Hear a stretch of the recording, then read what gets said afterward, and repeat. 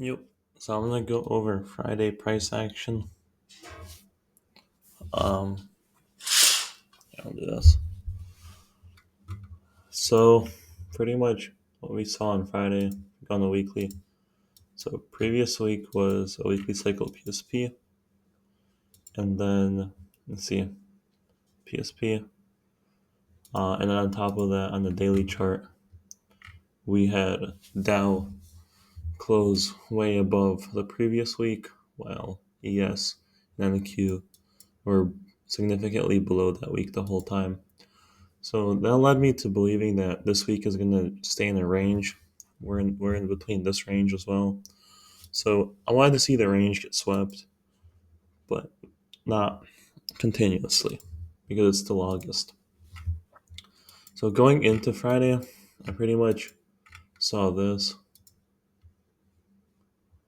Um, yeah. So what we saw pretty much on the 4 hour, and you know what?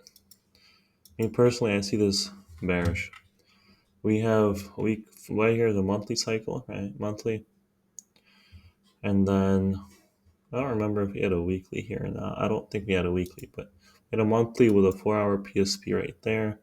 And then with the daily chart showing us also, we were up in the gap here. This one was way above, and then ES was above it as well. And so I took the monthly along with the weekly PSP and that daily chart SMT, and I was like, you know what? You gotta be bearish on those higher time frames for sure. Or at least range bound, which means we're just looking strictly at lower time frames. So then here's a 5 a.m. and then right here gives you 8 a.m. And at this point, I was like, all right, we're building up consolidation right here. These are very clean lows across the board. We really need to take this low out right here. And that's also true. We need to come back into the range. So at this point, at 8 a.m. right there, you guys can see we have a fair value gap SMT. This one touched here while this one didn't touch there. And that led me to entering on, so we had 8:30 news, right? And then that led me to entering right at this candle high. So I entered at this candle high on my demo account. Stop, no, this candle right here. Let me show you guys that real quick.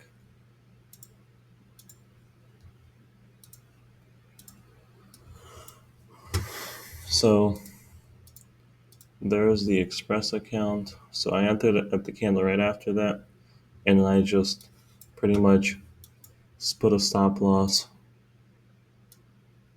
the high there, and then we waited for 9:30. So then 9:30 came. We didn't take the high out on ES and the Q as expected because of that 1 hour SMT, but we ran up into True Day on Dow. When we ran up into True Day on Dow and came lower, I was really confident of us being bearish. So then right here, this candle pulled back into that range and pretty much confirmed the full bias for me. Now this candle closed at 9:45, so I still wasn't able to enter there. So I needed another retracement.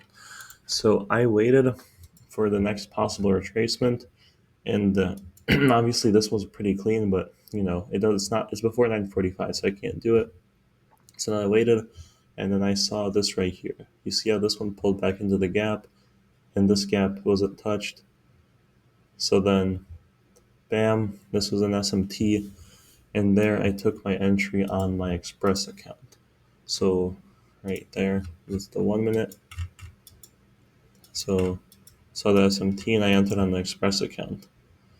So shorted it on the top of that wick right here. And then that was my 3RR. Now let me get that right here. I entered 23,549. So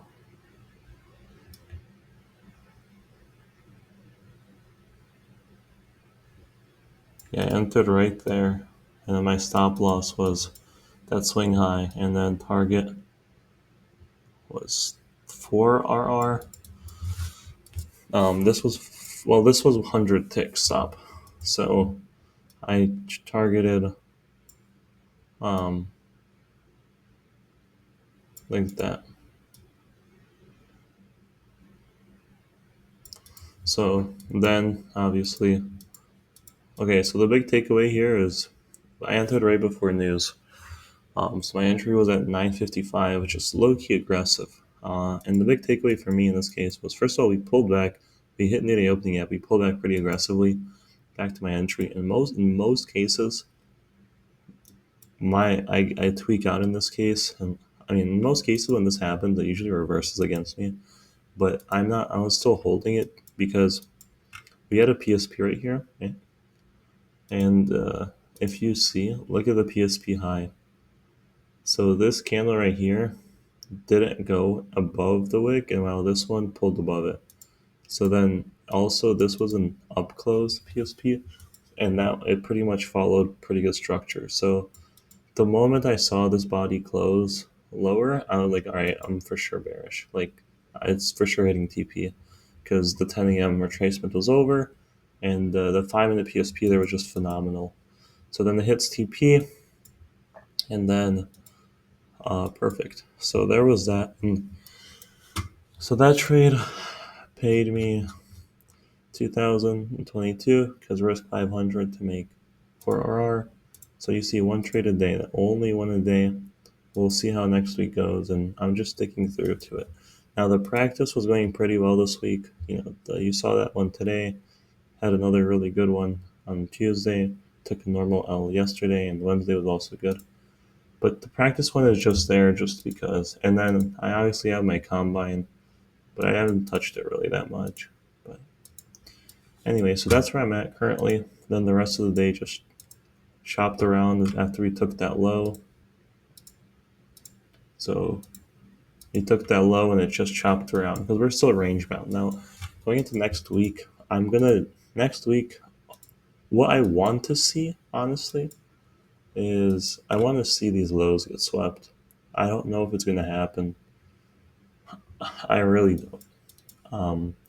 But we have two weekly PSPs. Usually when I see something like this, oh wait, this isn't the weekly PSP. Never mind. We only had one. Usually when I see something like this, like a weekly PSP, it wants to pull back.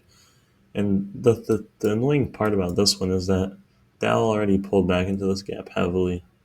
So chances are, like, I don't know. It can either pull back or might not. But my day-to-day trading really won't be affected because I'm not going to swing trade this.